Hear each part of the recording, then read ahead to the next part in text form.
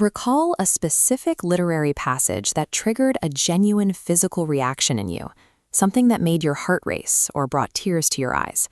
That response happens because words are powerful conduits of human emotion and experience. This lesson provides a 5-step framework to convert flat, informational sentences into captivating, emotionally resonant prose. To follow along, you will need a writing surface and a specific memory or scene to use for the upcoming exercises. Sensual language creates a bridge between the writer's memory and the reader's imagination, turning a solitary thought into a shared experience. Step 1 is the baseline.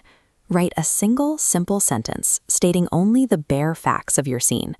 For this exercise, we'll start with, "The garden was beautiful and the food was good."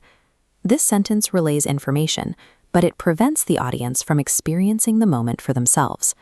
Step 2 is the sensory audit. To ground the narrative in reality, we engage the 5 senses: sight, sound, smell, taste, and touch. Avoid the failure point of overcrowding your description. Focus on the 2 or 3 most impactful senses for your specific context. Now, replace vague adjectives with specific sensory details.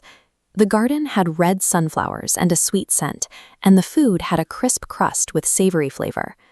Notice how replacing generic words with specific colors and textures increases the immediate presence of the scene. Sensory details are the raw materials of this process. Without them, the prose remains locked in abstraction. Step 3 is the imagery upgrade. We follow the show, don't tell principle by swapping basic descriptors for active imagery and metaphors. Watch for the cliché trap. Developing unique metaphors that avoid common, tired comparisons ensures the reader stays engaged with your specific vision. Instead of just red sunflowers, we can write, "The garden erupted in a riot of color, with sunflowers stretching toward the sky." A metaphor builds common ground between 2 concepts, making abstract ideas feel accessible. Vivid imagery clarifies your message by ensuring it is visually experienced by the listener. Step 4 is the emotional injector.